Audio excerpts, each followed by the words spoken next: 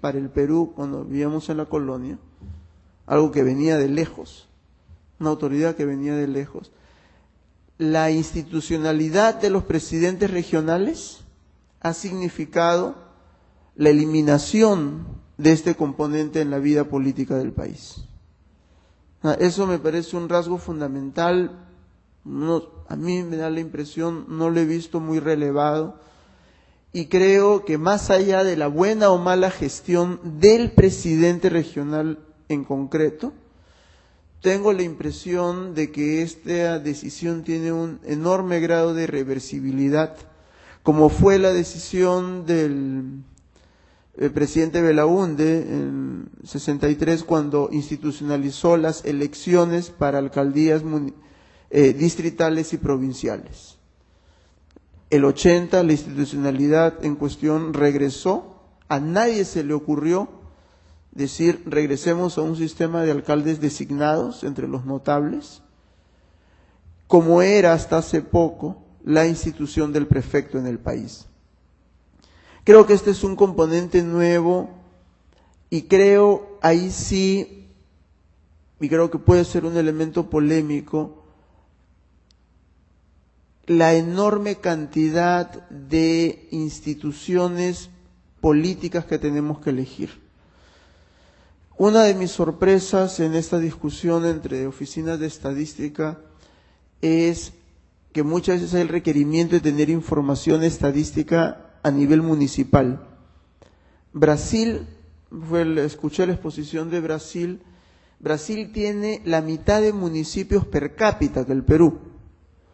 Tiene bastantes miles más que el Perú. Perú tiene 2000.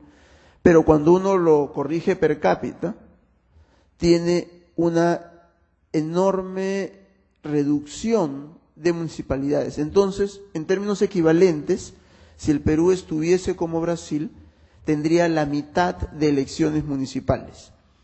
Y aquí conviene recordar cómo se creaban los municipios en el pasado, que es una instancia política. Y en el piloto que hacíamos para el censo, nosotros teníamos que el municipio Suicutambo, que es el municipio más alto del Perú, en 4.800, su capital, es otra de las cosas que no es verdad.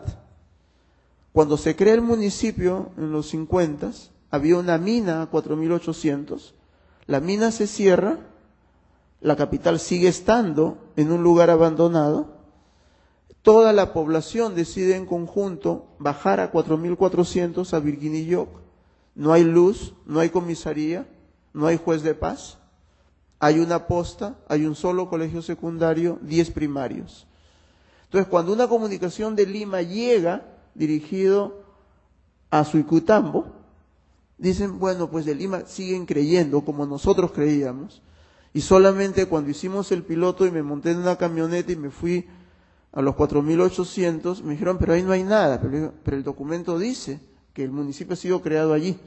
Entonces creo que acá, en términos de la institucionalidad política, debiera, de la misma manera que hay requerimientos de fraccionamiento de municipios, debiera haber una fusión de municipios. Nosotros tenemos municipios al día de hoy de 64 hogares, o tenemos provincias como la provincia de Purús en el departamento de Ucayali, que en el censo del 93 tuvieron 4.000 personas, y es una institucionalidad a nivel de alcaldía provincial.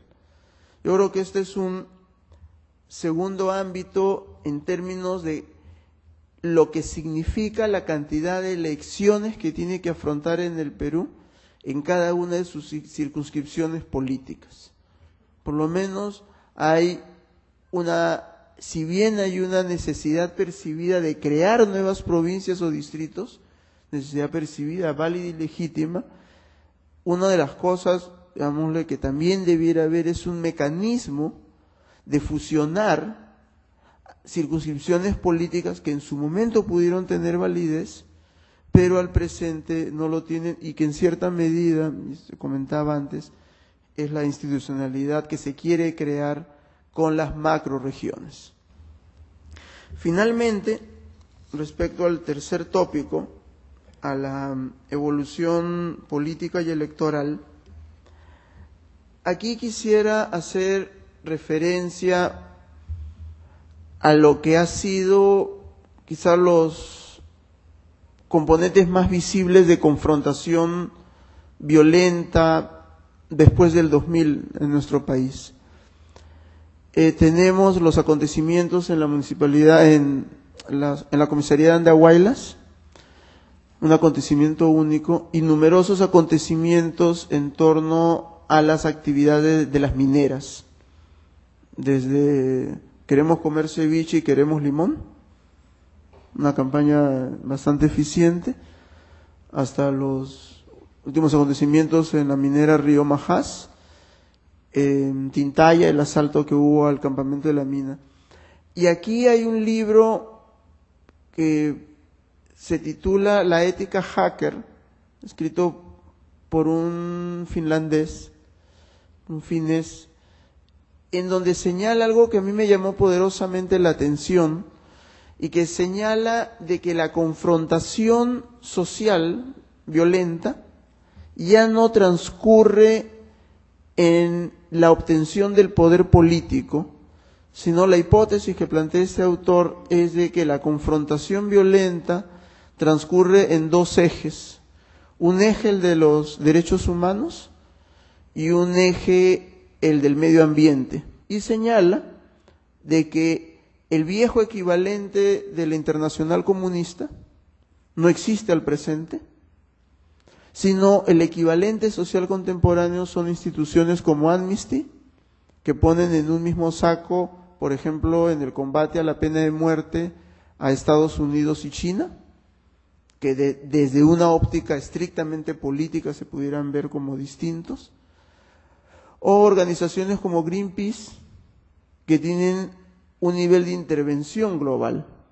Entonces, aquí lo que hemos relativo a los temas señalados, estoy releyendo el concepto de evolución política y electoral dentro de un concepto en cuáles son los ejes de confrontación. Por ejemplo, en el tema del medio ambiente hay un enorme grado de conflicto social que no genera líderes políticos para las elecciones.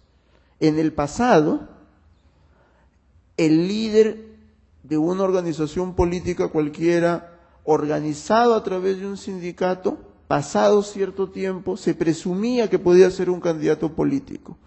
Por lo menos en el presente o en el pasado reciente, no se encuentra que los líderes que están organizando estas confrontaciones violentas en materia de medio ambiente tengan ambiciones en el poder político, aunque tienen claramente una opción por la confrontación violenta. Entonces, esta peculiaridad la quería resaltar como un elemento nuevo, porque puede aparecer en el contexto estrictamente político una suerte de un cómodo consenso en la élite nacional, y un poco lo que sugiere lo entregado es que la presencia de opciones políticas, como se denomina el lumalismo, pudieran representar opciones que se mueven al margen de los consensos dentro de la élite.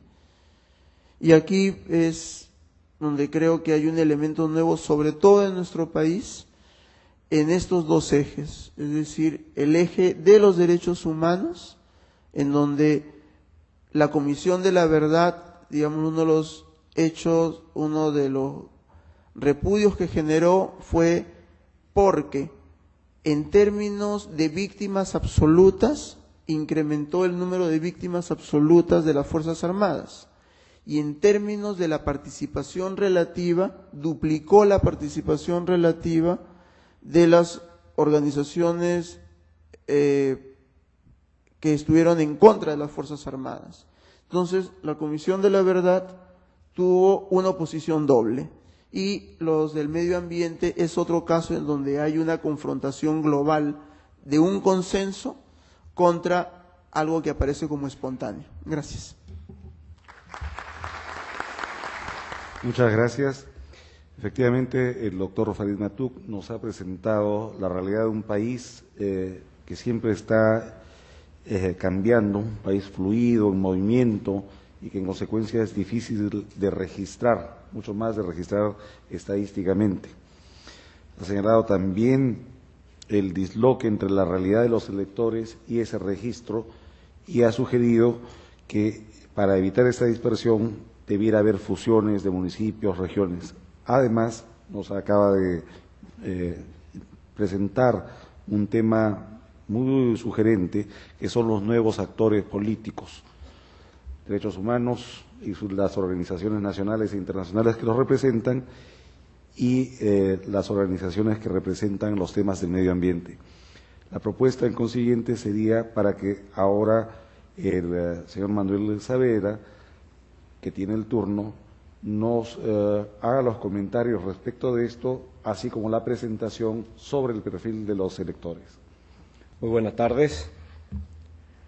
Muy agradecido a los organizadores de este importante evento por la invitación que me va a permitir darle a conocer a ustedes algunos datos resaltantes de lo que nosotros hacemos, de nuestra actividad fundamental, que es la investigación, en este caso la investigación de la opinión pública frente a un proceso electoral que se avecina. Para esta exposición yo he preparado algunas diapositivas que van a resumir lo que define el título de este gran evento, de este foro, Elecciones Generales de 2006 en El Partidor, el perfil de los electores. Para definir el perfil de los electores es necesario conocer cuáles son las características de estos electores, de estos aproximadamente 15 millones de electores que irán el próximo año a elegir al nuevo presidente del país. Y este dato, que es un tema sumamente importante, el perfil de los electores, debería ser el punto de partida para que los políticos, para que los partidos, los candidatos puedan programar, puedan planificar y puedan orientar su campaña en el próximo proceso electoral.